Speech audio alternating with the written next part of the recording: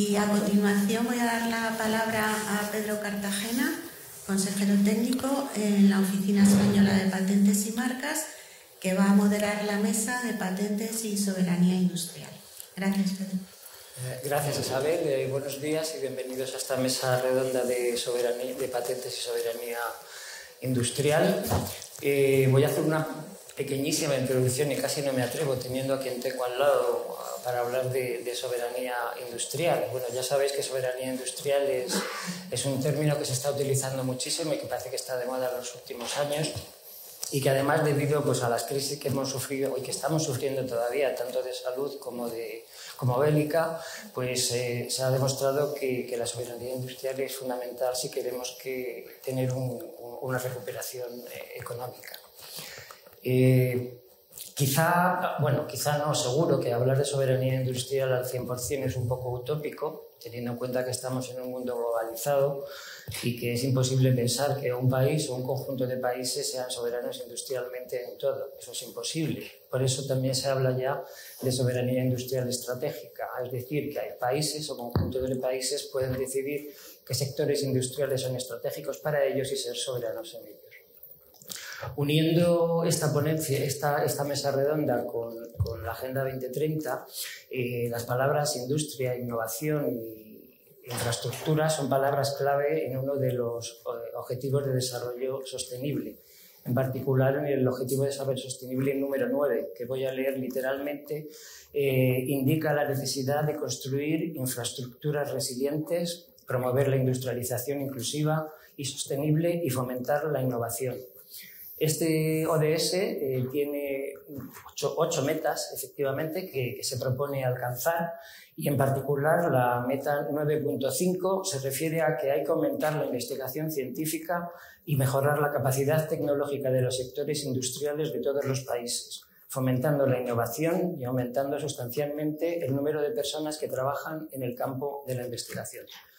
Pues bien, para hablar de todo ello nos acompañan dos clarísimos y buenísimos exponentes de la innovación en España, pertenecientes a dos sectores muy distintos, Carmen Vela y Francisco Marín, no Francisco Marín y Carmen Vela.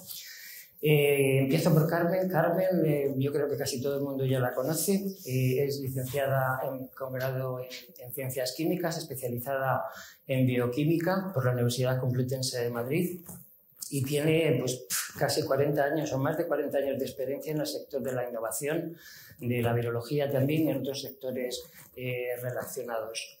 Tiene una amplia experiencia también, tanto en el sector público como en el privado, y empezó en el 82 incorporándose a Ingenasa, que es una compañía biotecnológica dedicada a la sanidad animal, y allí ha desempeñado los cargos de directora y presidenta. Posteriormente ha sido también secretaria de Estado de Investigación, Desarrollo e Innovación. Es autora de más de 60 publicaciones en revistas científicas de gran nivel y también de 68 patentes, lo cual le agradecemos desde la OEPM. Y no voy a decir nada más porque si no podríamos estar aquí completando hasta la hora de la mesa redonda. En el caso de Francisco Marín es ingeniero en telecomunicaciones por la Politécnica de Madrid y también, igual que Carmen, tiene una extensísima experiencia tanto en el sector privado como en el público. Parece que en sus inicios comenzó diseñando software y hardware para equipos electrónicos. Después pasó a la dirección de proyectos, posteriormente ha desempeñado y sigue desempeñando todavía cargos de responsabilidad en empresas medianas y grandes, y hay que destacar principalmente sus actividades en empresas que gestionan capital de riesgo. Ha sido director general también del CEDETI, es vicepresidente de la Comisión I+D+I de la COE, miembro honorario de Ecotec y vicepresidente de Foro de Empresas Innovadoras, entre otras asociaciones. Y en la actualidad es presidente de Poile Ingenieros. Pues bien, cuando queráis podéis comenzar, cualquiera de vosotros. Pues muchas gracias. Lo primero, es un placer estar aquí. Estamos invitados por la oficina y, por lo tanto, cuando nos llamáis, venimos, porque somos muy conscientes del papel importante que tenéis que jugar en este gran reto que nos ha anunciado Pedro, que es así de rotundo: mejorar la I+D+I en los países incrementando el número de investigadores y haciendo que la innovación juegue su papel, o sea, total nada. Como, por lo tanto, todos los actores que estamos en este problema, que tenemos este reto, tenemos una exigencia de ser fundamentalmente muy científicos en el análisis de dónde estamos. Difícilmente vamos a poder mejorar si no hacemos un diagnóstico de dónde estamos. Y hay que ser bastante exigente, responsable, serio, diciendo que España no está bien en este tipo de cosas. No estamos bien en lo que es nuestra situación, en los baremos que existen mundiales, europeos. Seguimos teniendo unas posiciones manifiestamente mejorables. En Europa andamos por ahí por el 17, en el Innovation Scoreboard, pero en el Global Innovation Index andamos por situaciones por encima del 30. Es decir, somos un país que tiene una capacidad de mejora impresionante. Pero donde se hace más patente y más imprescindible la mejora es en el tema de la innovación. Porque todavía en el concepto de lo que es la ciencia, que se mide de una manera, para nuestro punto de vista, equivocada por el tema de las publicaciones, ahí tenemos unas posiciones razonables. En publicaciones reconocidas científicamente, España está en el 10, en el 11, en el 12, que es bastante equivalente a nuestra posición en el ranking mundial de economías avanzadas. Por lo tanto, hay coherencia entre nuestra posición económica y nuestra posición científica. Insisto, a mí no me parece serio que la posición científica se mida por las publicaciones reconocidas, pero bueno, como es un indicador mundialmente admitido, pues va bien. Pero lo que no tiene sentido es que haya tantos puntos de diferencia entre la posición científica y la posición innovadora.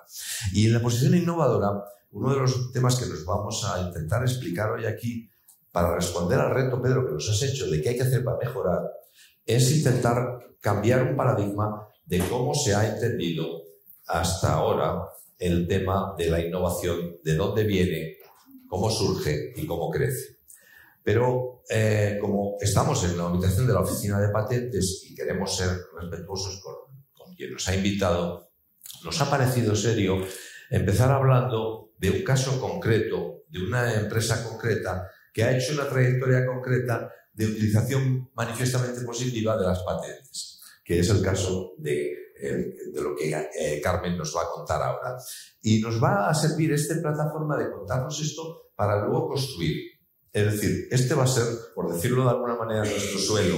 Luego volveremos un poco a retomar, partiendo de este suelo y de las consecuencias que se derivan de su experiencia, cómo hemos de seguir progresando.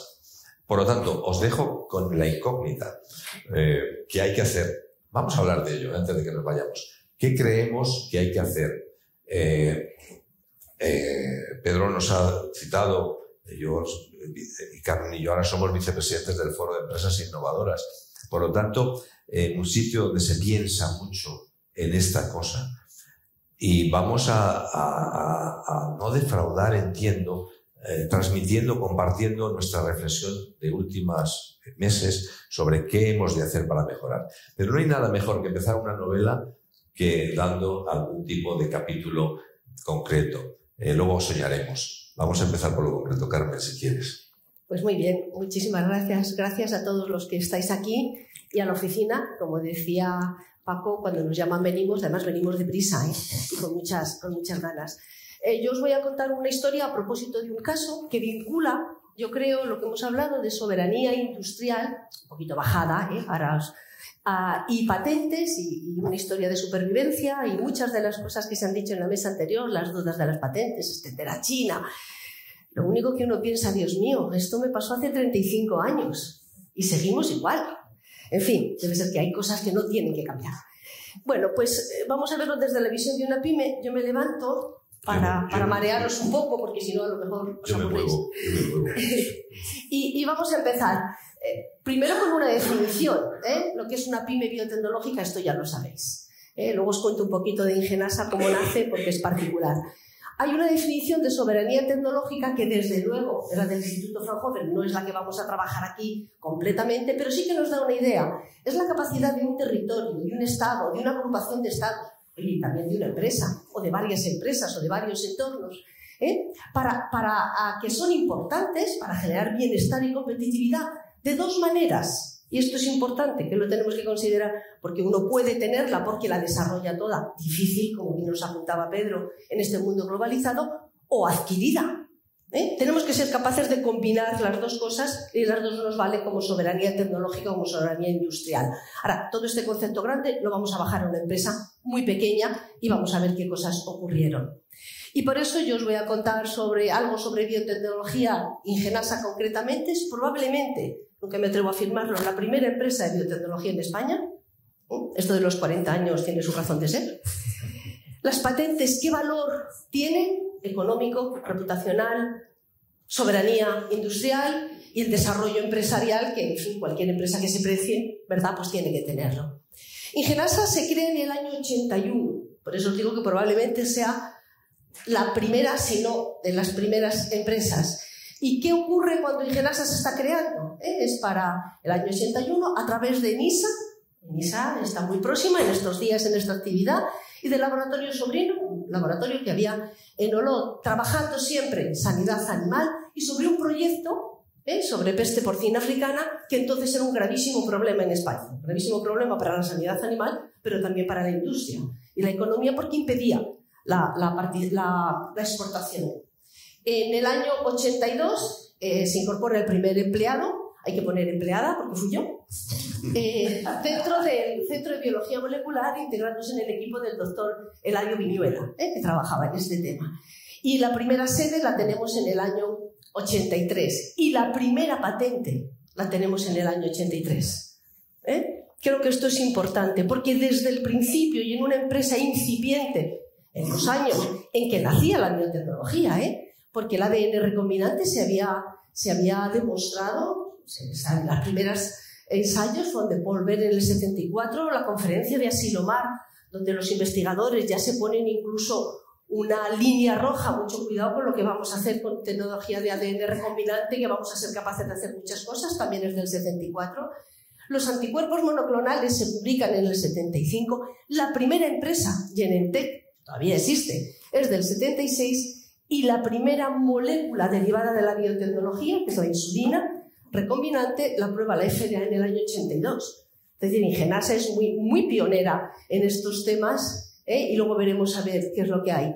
La empresa ya en el 84 éramos 10 empleados, teníamos un producto para peste porcina africana, ya teníamos 4 patentes, todas en España, lo que comentaba antes el colega es verdad, que hay que empezar con calma, y muchas de estas patentes, de estas 4 patentes, eran sobre anticuerpos monoclonales.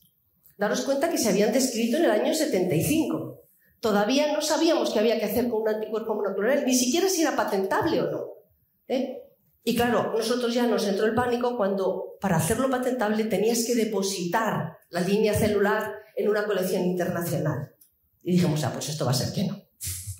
Las patentes se quedaron en España y las líneas celulares también en nuestros congeladores. Luego podemos discutir sobre esos temas. Ya teníamos publicaciones, proyectos de investigación y unas ventas que es por llamarlo algo.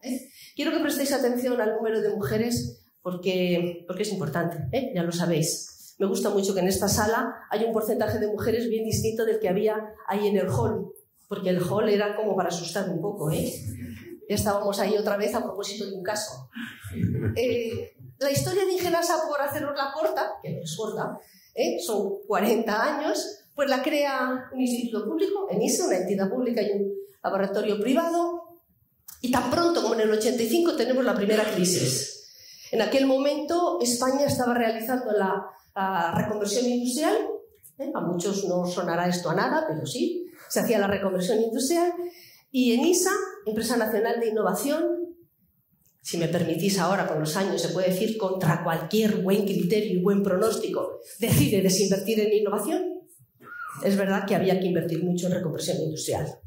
Entonces decide desinvertir en Ingenasa. Es verdad que aquello no lo sufrimos mucho porque ellos gestionaron la entrada de un nuevo socio que fue Explosivos Río Tinto. Sin lugar a dudas, la empresa química más grande que había en España, probablemente que haya habido. Cuando pasó esto nos dijeron, recuerdo el abogado de la empresa, esto es como entrar en un ministerio, esto es sólido de por vida. Hasta el 92 que presentaron suspensión de pagos. La solidez ya sabéis que es una cosa a veces que no se sabe cuál es el término de medida. Bueno, pues en este tiempo nosotros trabajamos fundamentalmente como empresa de investigación. Aircross era quien recibía incluso nuestros fondos que conseguíamos de CEDET y o de otras cosas, eran Aircross y ellos luego nos los iban dando en cómodas fases porque ellos lo iban a utilizar mejor que nosotros. Pero eso que en principio era verdad, cuando llega el año 92 y el 16 de julio yo voy a por los recursos para la nómina extraordinaria, pues me felicitan mi santo diciéndome que la empresa está en suspensión de pagos, Aircross, y que no hay dinero para nada. Ya te vuelves a casa con ese recadito. Pues nos volvimos a casa con ese recadito, no había dinero para nada. Y entre el 92 y el 94, el 94 es cuando se sale de la suspensión de pagos, pues pasaron unos años que yo muchas veces siempre lo pongo con una interrogación porque no sé qué pasó. Pero rebuscando y rebuscando más, ya creo que sé lo que pasó. Y esto es lo que os voy a contar ahora. Bueno, después, entre el 92 y el 94, ya os digo, malos tiempos. Empezamos a todo aquello que habíamos generado de conocimiento y de intangibles, ser capaces de ponerlo en cajas y venderlo, y tener productos para poder sacarlos. Empezamos una época, pues ya empezábamos a vender, pero vamos hasta el 97, realmente nos salimos de la crisis y empezamos a dar resultados positivos. Resultados positivos que por fortuna se han mantenido y que siempre han ido a reinvertirlos en la empresa. Bueno, porque eso es... Aquí en el 94, ¿qué es lo que ocurre? Cuando nos van a cerrar 3 empleados de la empresa, decimos a Aircross, oye, si nos vais a cerrar, transferirnos a la empresa a nosotros que nos cerraremos con más cariño. Y eso es lo que hace. 16 empleados, unos cuantos millones de deudas, unas cuantas cuotas de patentes por pagar, en fin, un regalo ciertamente envenenado. Eso se hace efectivo en el año 94 y entonces nos enteramos de que aquello había sido un management buyout. Yo soy bioquímica, ya lo sabéis. Estos términos, pues sí, hicisteis un management buyout. Pues debió ser. Bueno, seguimos con ese management buyout. En estas épocas empezamos ya con un catálogo importante. Y en la actualidad, en el año 2018, una gran empresa francesa, Eurofins, su división, digamos, tecnológica, compra Ingenasa y ahí seguimos trabajando. En el año 92, dices que éramos, para habernos quedado con ello, 15 empleados, 4 productos, 60% mujeres, 29 patentes de 7 familias, proyectos europeos. En el año 92, España, Ingenasa fue la primera empresa que consiguió un proyecto europeo para una empresa, nada más unirnos, en el año 86. Y yo quiero enfatizar en esto, proyectos, es decir, I+D, innovación, desarrollo, productos, poner en cajas lo que vas investigando y lo que sacas a la calle, y patentes, publicaciones, por supuesto. Esta historia de la contradicción, que si tienes patentes no puedes tener publicaciones y viceversa, en fin, aquello yo espero que ya sí se haya olvidado, ¿no? Que no se mantenga este récord. ¿Cómo conseguimos sobrevivir? Pues está claro que porque teníamos reactivos, teníamos conocimiento, es decir, por ser independientes, por ser autónomos y por ser capaces de implementar esos desarrollos. Y aquí me pasa lo mismo que con el management buyout. Pero si esto se llama soberanía industrial. Pues fíjate, habíamos hecho las dos cosas casi sin enterarnos. Pero es verdad que una empresa, cuando tiene su conocimiento y lo tiene protegido de manera industrial, cuando tienes idea de cómo tienes que hacer con ese conocimiento y con esos reactivos para sacar un producto, eso es soberanía industrial. Y eso es lo que nos ha permitido sobrevivir. Y eso es lo que cuando Eurofins vino a comprarnos, compró patentes, pero compró productos. Y compró capacidades de seguir trabajando en las dos cosas. ¿Tecnología propia? Pues sí, claro, es que eso es lo que hay que tener y esto es lo que se patenta. Para tener antígenos nativos, nosotros trabajamos en diagnóstico, fundamentalmente en sanidad animal. También alguna vacuna, pero eso sería otro apartado, porque es una historia de éxito convertido en fracaso, porque todavía a día de hoy las vacunas recombinantes en sanidad animal no están aprobadas. A pesar de que la tenemos, han vencido las patentes. Hemos peleado por las infracciones que nos han hecho de esas patentes y no ha habido ningún producto. Pero bueno, eso son cosas de los 40 años de historia. Antígenos nativos, antígenos recombinantes, anticuerpos monoclonales desde el día 1, desde prácticamente que se habían descubierto hasta utilizarlos, y también lo que es importante en una empresa, y esto sí te da soberanía, capacidad productiva propia. Y os comentaré que el poder hacer dentro de casa todo este tipo de cosas, en España es algo extraordinariamente importante. Que ahora al estar en el grupo Eurofin hemos visto que en otros países como Estados Unidos o incluso Alemania no es tan importante. Porque el ambiente, el ecosistema innovador permite que haya empresas que hacen la producción, otros que hacen el desarrollo, y eso aquí no lo tenemos. Pero es verdad que nos da esa soberanía y esa propiedad que es muy trabajosa, a veces muy costosa, porque tienes que ir implementando constantemente, y en otros entornos, no sé si mejores o peores, bueno, a la luz de los resultados mejores, pero sí que tienen ese entorno, ese ecosistema innovador que les permite hacer los abordajes de distinta manera. A nosotros no tuvimos esa oportunidad.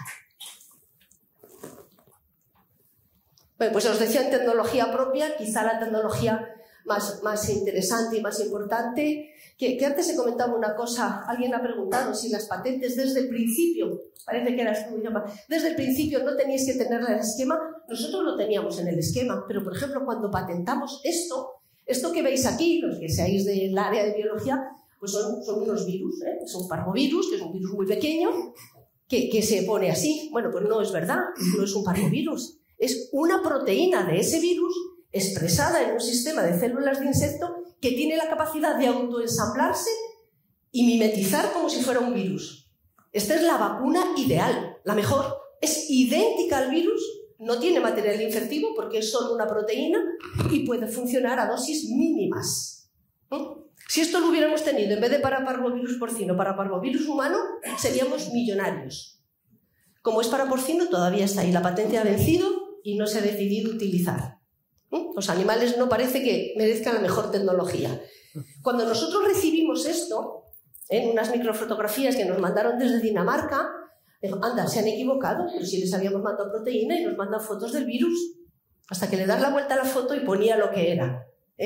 Recuerdo que el director de investigación y yo nos metimos detrás de la puerta de mi despacho, la cerramos muy deprisa, pensamos que se nos iba a escapar el conocimiento por la puerta, porque claro, dijimos, esto es importante, esto es muy importante.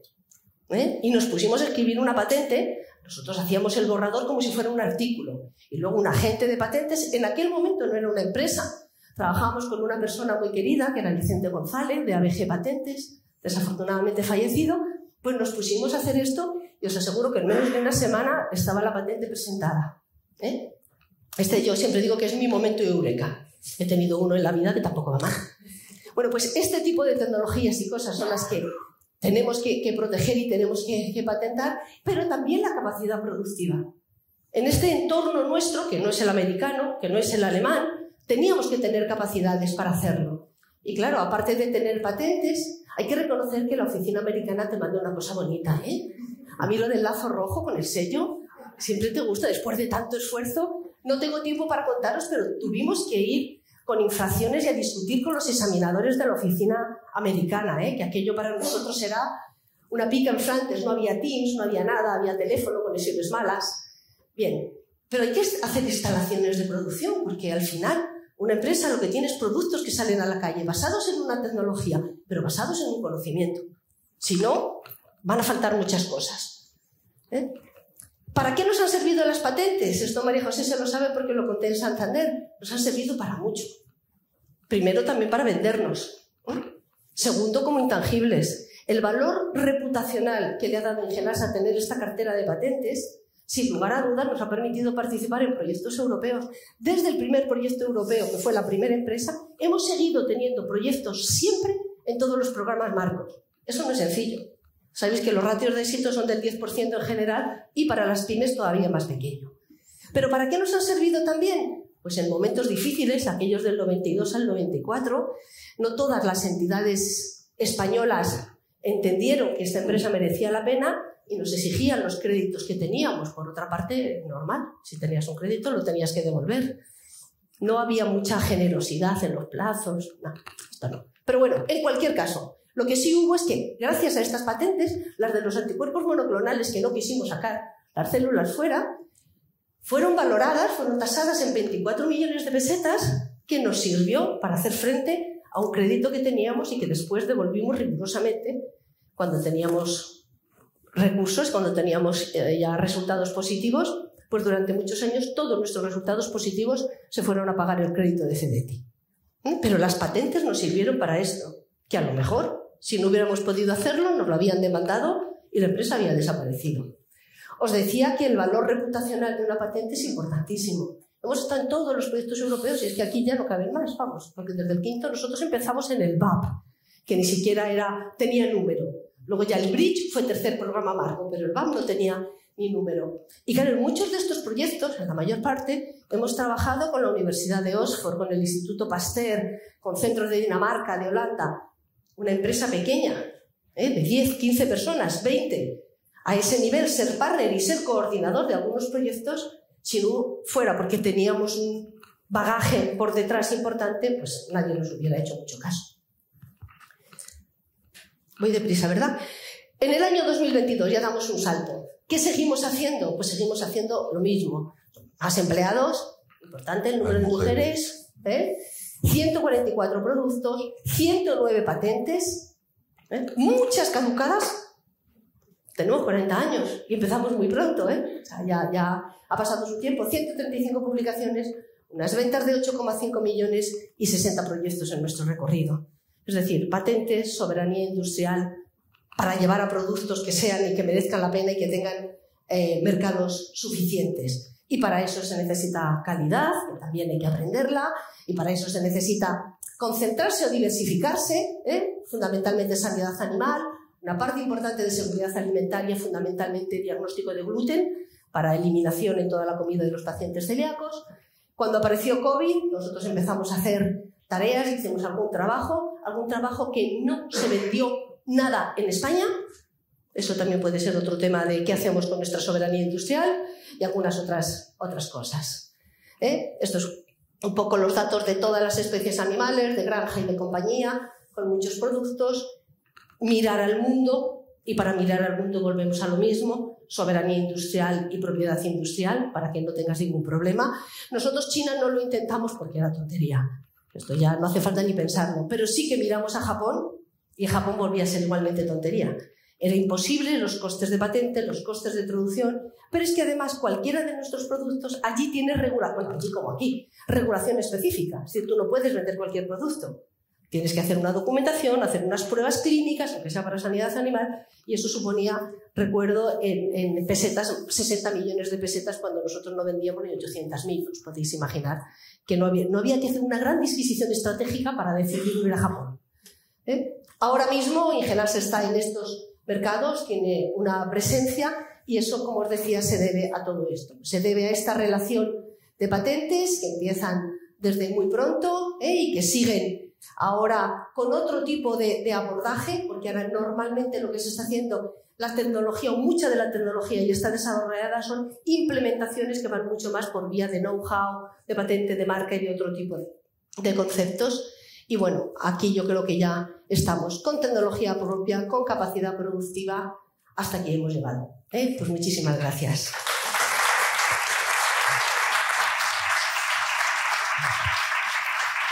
Bueno, Genasa nos ha contado una buena experiencia. A mí me hace mucha ilusión ver cómo una empresa que empieza y al año tiene una patente, porque es una indicación absolutamente clara de cómo ese camino es el camino acertado. En la sala hay algún colega mío que también me dice que él patenta 6 patentes a la semana. No, estoy haciendo broma. No, pero digo que realmente estamos hablando de una vía que tiene una indicación clara, pero nuestros problemas sobrepasan el mundo de las patentes, sobrepasan el mundo, y nos tenemos que empezar, como os hemos dicho antes, a pensar un poco en global. ¿Qué es lo que pasa para que en España no haya muchos Ingenasas? ¿Cuáles son los problemas que realmente nos llevan a que este ejemplo que Carmen ha contado de una manera tan clara y tan meridiana sea un rara avis? Seguimos teniendo estos casos y otros más que poder como rara avis. Pues nuestra opinión, y dejarme por lo tanto, Pedro, que profundice ahí, Carmen, interrumpes cuando quieras, creemos que básicamente el problema está, tenemos muchos aspectos, pero el problema radica en que hemos entendido la traducción de la ciencia al mercado a través de la innovación por una vía extraordinariamente estrecha. Hemos pensado que la innovación era la consecuencia clara de la I+D+, de la I+D. Y eso tiene su historia, porque España acuñó, y fue un invento español, lo del I+D+I. Eso nació aquí.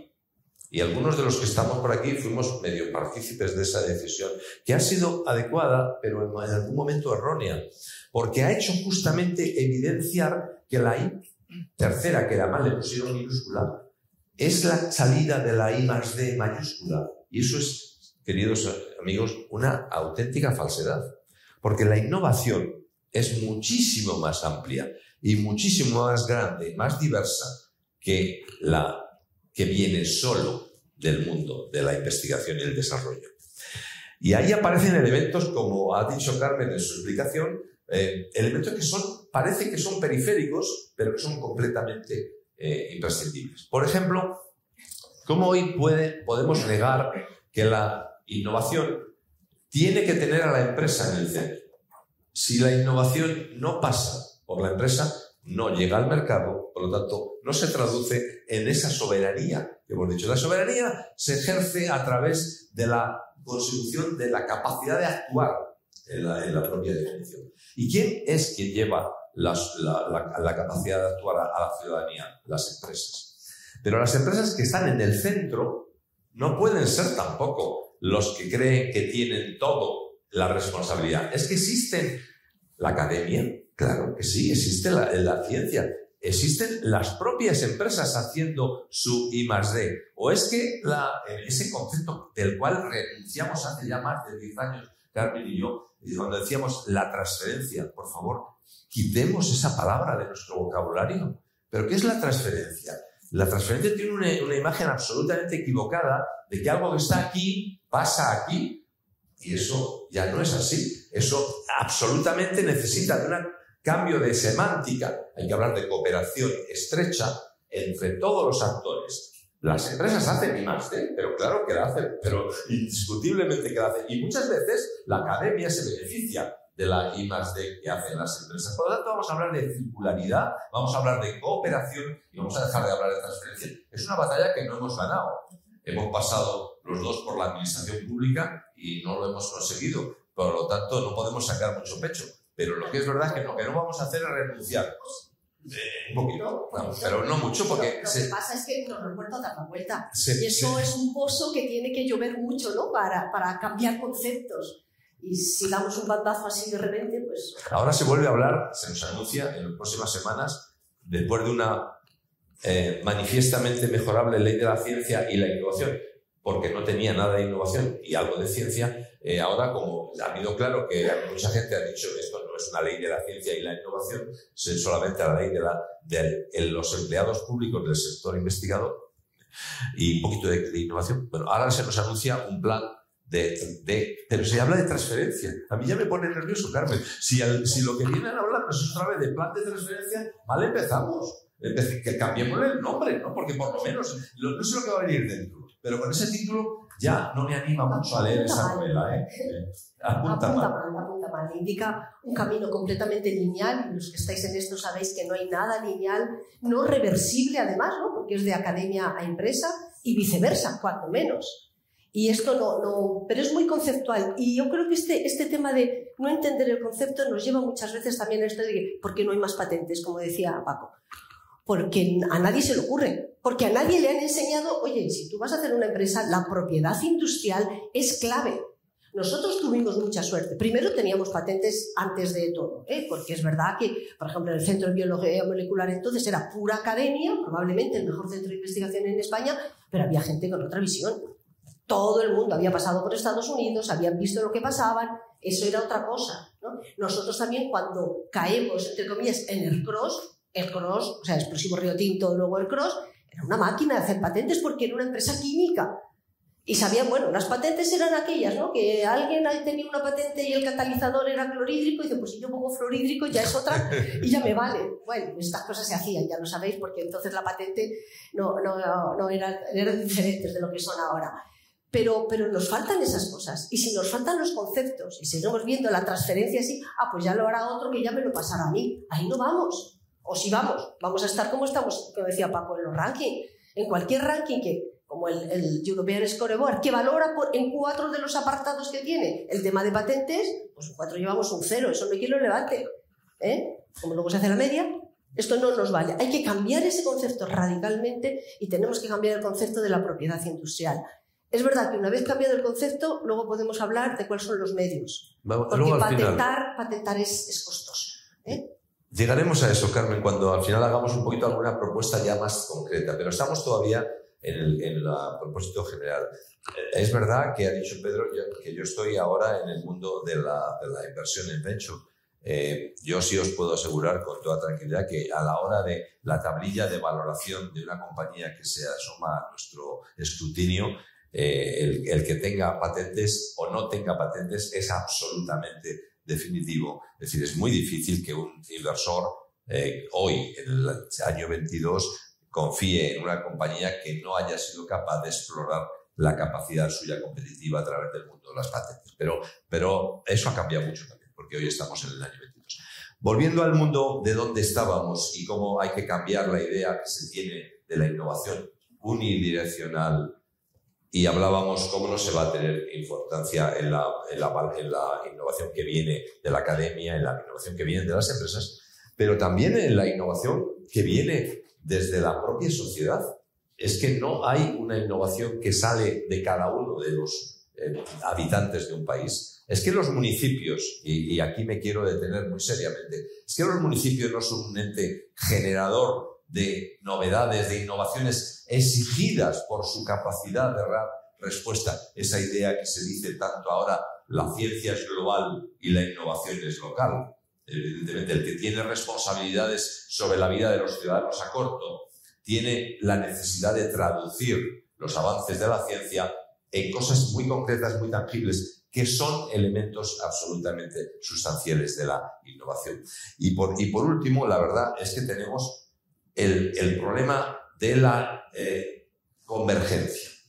Todos estos 4 lados del cuadrilátero que nos gustan, empresa, gobierno, sociedad y academia, tienen que colaborar para hacer que nuestras empresas, siempre la empresa en el centro, sea más innovadora. Para hacer eso hay que pasar a políticas concretas.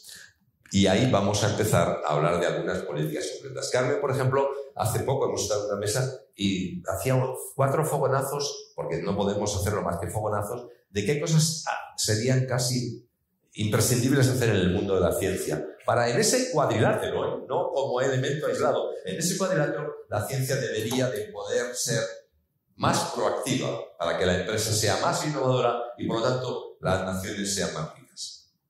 En la ciencia, ¿qué hacemos, Carmen? Había algunos de los temas, yo siempre, tanto estando en el mundo privado como en el público, creo que estas cosas las hacen las personas. Y tenemos que pensar mucho en personas. Y a esas personas son a las que les podemos transmitir nuevos conceptos, transmitir nuevas ideas, y son ellos los que luego lo van a implementar. Y todavía seguimos pensando que las personas que en este país hacen ciencia es fundamentalmente el mundo académico. Y está fenomenal, que os voy a decir yo, y conozco montones de centros y de gente excelente y de personas capaces, y que cuanto más capaces y más excelentes, mejor es la ciencia que hacen y, por tanto, más posibilidades de que esa ciencia de verdad se convierta verdaderamente en productos y en servicios para la sociedad. No os voy a mencionar, pero siempre me viene a la cabeza Barcelona Supercomputing Center, centro de excelencia desde el punto de vista académico y probablemente uno de los sitios donde más empresas, más spin-off, más conocimiento y más servicios para la sociedad hacen. O el CENI o cualquiera de estos centros de gran mundo académico, y ese bueno y excelente es el que tiene impacto en la sociedad. Pero volvamos a las personas. Tenemos que empezar desde el principio, primero haciendo ver que las empresas hacen investigación. Si lo que estamos diciendo es la investigación se hace en la academia y luego te lo transfieren, lo más que tiene que haber es gente con cestos grandes para coger la transferencia, ¿no? No estamos hablando de eso. Hay que hacer en las empresas, se hace ciencia y se hace buena ciencia para que haya esas comunicaciones. Que los caminos, además, del mundo académico al empresarial y viceversa, de las personas, sean reversibles. ¿Cómo le vas a decirle a un profesor en el mundo académico, oiga, usted si va a trabajar a una empresa y pone allí todo su conocimiento y la empresa hace muy bueno y tarará, luego ya no vuelve usted al mundo académico de ninguna manera, porque ha pedido el sexenio y porque ya no tiene el trienio? Pero bueno, ¿qué hacemos? O sea, cuando alguien que yo he conocido como vicepresidenta de Novo Nordisk, después es la rectora de la Universidad de Copenhague, eso lo comentas aquí en la CURUE y nuestros rectores entran en convulsión. Pero es que eso es lo que tenemos que hacer. Crear esas personas con conceptos, con ideas abiertas, porque además cuanta más diversidad haya en el conocimiento, mejor cruce de información. Y podemos ir al tope, pero podemos ir a todo lo demás. Las tesis doctorales en empresas creo que es una buenísima idea, que tienen que estar reconocidas y que hay que enseñar al mundo académico que las reconozca, porque a lo mejor no tiene el mismo patrón, pero sí que tiene el mismo valor. Y hay programas ahora mismo, son programas que tiene que seguir habiendo. Pero tenemos que pensar mucho en crear personas con una capacidad de mente abierta y conceptos claros y que sean capaces de moverse por todo nuestro sistema, crear realmente un ecosistema abierto, con todo, el gobierno, la sociedad, todo abierto, y ahí el tema de personas yo lo creo que es fundamental, ¿no? Y hay muchas cosas que ya están hechas, hay que implementarlas, hay que seguir avanzando y con los resultados de esos datos seguir implementando nuevos mecanismos. Carmen, déjame porque este mecanismo que ella apunta, que Carmen apunta, a mí se traduce en algo que es una palabra muy concreta, que es la motivación. Pues hay que crear motivación en el mundo investigador público. Y para crear motivación en el mundo investigador público ahora no existe, porque la motivación del investigador público es publicar. Es decir, su baremo, cómo mejora en la escala profesional va ligado a los índices de publicación. Mira, hicimos un estudio hace poco, no, antes de la pandemia, que hace poco la pandemia ya no sabe, pero bueno, hace poco sí, pues sobre qué habría que poner en la carrera, en los baremos de las personas que investigan en el sector público para que tuvieran incentivos. Y encontramos, esto lo hicimos en un estudio que trabajamos en COTEC, encontramos 23 sitios donde sin impacto económico habría que poner que era valorado positivamente haber colaborado con la empresa. Si tú le pones en 23 sitios, que los tengo en la memoria porque que no cuesta dinero, y que tú, si haces eso, el investigador dirá, mira, si yo colaboro con Ingenasa, a lo mejor en mi propio ascenso en la carrera académica o cuando entre al CEDETI o cuando entre no sé dónde, resulta que me va a valorar. Bueno, pues es fácil. Si esos 23 sitios tuvieran la marca de incentivo, a lo mejor empezábamos a cambiar estas cosas del mundo separado. Pero ahora es posible eso. Es tan posible como que los que están en la capacidad de cambiar. Es que es cambiar en 23 sitios. Es que no es no tiene que ir a ningún decreto ley, no tiene que ir prácticamente a ninguna. No es la horripilante, necesariamente cambiante ley de subvenciones, que yo comprendo que es un problema de mayores. Nos lo hemos dicho 1000 veces. Hay que cambiar la ley de subvenciones, de verdad. Todos los que tenéis alguna palanca, a ver si la podemos cambiar. Cuando la intentamos, no podemos. Bueno, pero eso es distinto. Por eso tiene que haber un parlamento, hay que mover las voluntades de los políticos, para eso es lo mundo. Pero cambiar, poner que en tu escala en una valoración de un puesto de trabajo se valore que el señor o la señora haya tenido una experiencia de colaboración con una empresa, eso es de muy bajo nivel. Pero ni eso conseguimos. ¿Por qué no lo conseguimos? Porque la sociedad todavía no ha interiorizado que la innovación es un valor. Porque seguimos estando en una sociedad en que, afortunadamente, tras el COVID, ya valoramos a la ciencia, digo a la sociedad, hablo de la ciudadanía, si ya saben que la vacuna ha salvado millones de muertes y por lo tanto vaya ya. Pero pregúntale, hay unos estudios de valoración de la innovación en la sociedad española, seguimos bajando. Es increíble. La ciudadanía piensa que eso es una materia de entendidos, de a pocos cultivados y no que le afecta a su vida, ¿no? En el mundo ciencia, Carmen, ¿alguna cosa más para Nos quedan 10 minutos para llegar al final del examen. ¿Alguna idea más que se te ocurra? Que, claro que estamos hablando de ideas muy generales, no estamos hablando de cosas concretas. ¿Alguna idea más? Yo creo que sí, claro que hay muchas más cosas que se pueden hacer, ¿no? Aunque solamente fuera para, si estamos en un sitio en el nivel 11 y en el otro del mundo y en el otro en el nivel 40, pues tirar un poquito, ¿no? Para arriba. Desde luego las personas, créanme que es lo más importante. Lo que decía Paco, ¿qué es lo que hay que hacer, que hay que tocar? Es que es una cosa muy sencilla que se llama sesenio. Incluso sesenio tecnológico es el más específico. Pero imaginaros, el sesenio tecnológico cubre lo que hace el mundo académico con el empresarial. Hasta hace nada, esto se llamaba el campo cero. Y se sigue llamando. Sí.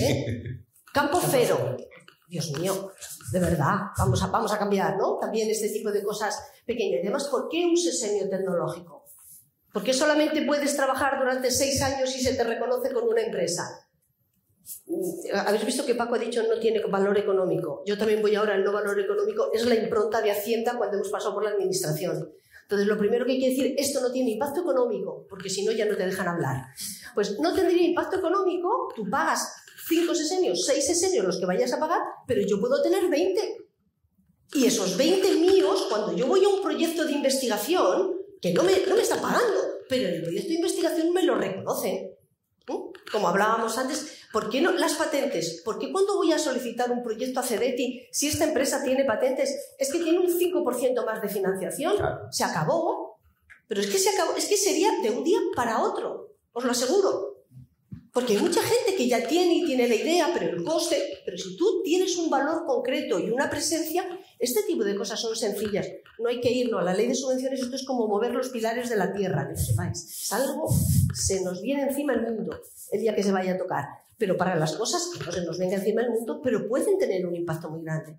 Tocamos en personas, tocamos en reconocimiento, tocamos en criterios de valoración positiva, como si fueran cuotas positivas para aquellas empresas que hagan esto, y directamente en los recursos donde se puedan financiar. Luego ya tendríamos que convencer a los bancos, pero eso ya estamos ahí hablando de otra cosa. Un dato económico, Carmen. Yo descubrí, haciendo el estudio este del sesenio, ¿cuántos investigadores públicos hay en la sala? Ninguno. Por lo tanto puedo decirlo con auténtica... No, es que si no me callaría, porque me da un poco de pudor, ¿no?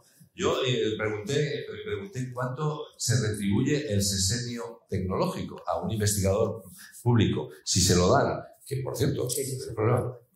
¿Y sabéis cuánto es la repercusión de cuánto le sube el ingreso en su novia? 124 euros. Es decir, que es que hay que ser muy fuerte para movilizar por eso. Pero bueno, 120. Te aseguro que lo reconocen, lo valoran. Volviendo al tema de las empresas, y para ir acabando, Pedro, no nos vamos a pasar, somos extraordinariamente cumplidores. Las empresas. En las empresas, ¿qué hay que hacer para que de alguna manera cambie su orientación hacia la innovación? Bueno, la verdad es que lo primero que hay que cambiar es el orden. Hay que decir sí a la confianza en las empresas. Tenemos un problema de un sistema que es absolutamente garantista. Es decir, lo que pretende es demostrar ex ante que lo que se va a hacer está impecable. Luego ya veremos si se cumple, si se sigue el ex post, que no se cumple. Si las inversiones, todo lo que damos de apoyo, sirve para algo. Eso interesa menos. Pero que todo antes de empezar esté absolutamente impecable, eso es una condición que caracteriza a nuestro sistema. Rigidez, inflexibilidad. Pues nosotros pensamos que lo que hay que hacer es darle la vuelta. Es decir, las empresas hay que confiar en que para ellas la innovación es fruto de su saber hacer. Y lo que habría que hacer es confiar en lo que te presentan y vigilar claramente que se ha hecho. Y al que no lo haya hecho, castigarle. Pero no empecemos con hacer una cosa que inventó Europa, que es otra cosa a que tenemos que quitarnos del medio, que es el efecto incentivador. El efecto incentivador es que tienes que demostrar que si no te dan la ayuda, pues no lo haces. Y que las empresas son mucho más activas. ¿Cómo que si no me dan la ayuda? Si es que necesito hacerlo mañana porque mi competidor está corriendo más rápido. Luego, el efecto incentivador, yo sería partidario, se lo he dicho a comisarios, se lo he dicho a todo el mundo, eso hay que quitarlo. Eso es del siglo XIX a lo mejor, no sé si del XX, pero del XXI no es. Porque los ritmos en que fabricamos las soluciones ahora son absolutamente urgentes. urgentes. Y no puedo esperar, una empresa no puede esperar 6 meses a que un organismo público decida que los papeles están en orden. Porque 6 meses más tarde ese invento, cuando menos, ha perdido impacto. Por lo tanto, hay que apostar por las empresas. Y apostar por las empresas es apostar por su fiscalidad. Ese es otro de los grandes problemas. Con la Iglesia hemos topado. Vamos a ver estos señores que lo que quieren es quitarnos el dinero. No, los señores lo que quieren es compartir los riesgos, como hace toda la economía mundial. Donde hay riesgo, los poderes públicos ayudan y cooperan. Pues lo que queremos es que la fiscalidad, que es el elemento preferido de las empresas, reconozca el efecto de la I+D+I. Las políticas recientes de los últimos meses, iba a decir, van en sentido completamente contrario. Y esto es una alarma, porque no puedes ir desincentivando a aquellos elementos que tienen más riesgo, que son los que más... El impuesto mínimo de sociedades implantado el año pasado, el 15%, que tiene lógica desde un punto de vista de la fiscalidad, ha tenido que hacer alguna excepción, excepcionando algunos gastos que son contracíclicos. ¿Hay algún gasto más contracíclico que el de la I+D? Es decir, que se hace ahora para recoger los efectos 4 años más tarde. Bueno, pues nosotros hemos peleado para que la I+D estuviera excepcionada del impuesto mínimo de sociedades. No lo hemos conseguido. No lo hemos conseguido, pero vamos a seguir insistiendo. Ahora dicen que hay posibilidad de que en el presupuesto, en la escoba esta que sale con los presupuestos, se meta. Yo creo que no será por ahí por donde se meta, pero habrá que sacarlo. Si no, ¿qué va a pasar? Que las empresas que invierten más en I+D, y fijar que he dicho invierten. Hace mucho que no hablaba de gasto, yo nunca digo gastar en I+D, digo invertir en I+D. Las empresas que más invierten en I+D tendrán peor tratamiento fiscal que la que no lo hace. Pero vamos, me parece absolutamente simple y comprensible. Por lo tanto, confiar en las empresas, abonar el tema de la fiscalidad y luego, por último, efectivamente, no por último, por acabar esta ronda que ya, tener un elemento de cooperación. Volvemos a la cooperación. Las empresas tienen que tener una capacidad de encontrar en el mundo investigador aquellas cosas que necesitan. Y eso tampoco está resuelto en España. Pero no es, desgraciadamente, un registro de patentes. Es otra cosa.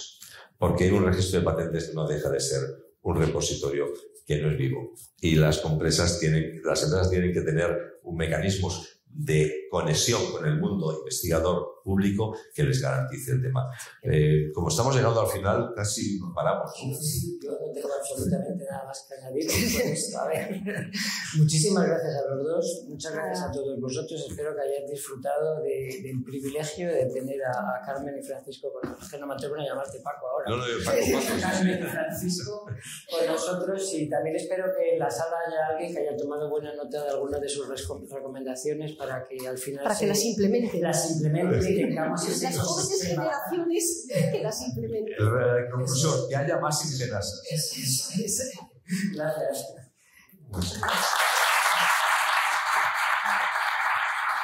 Gracias, Pedro.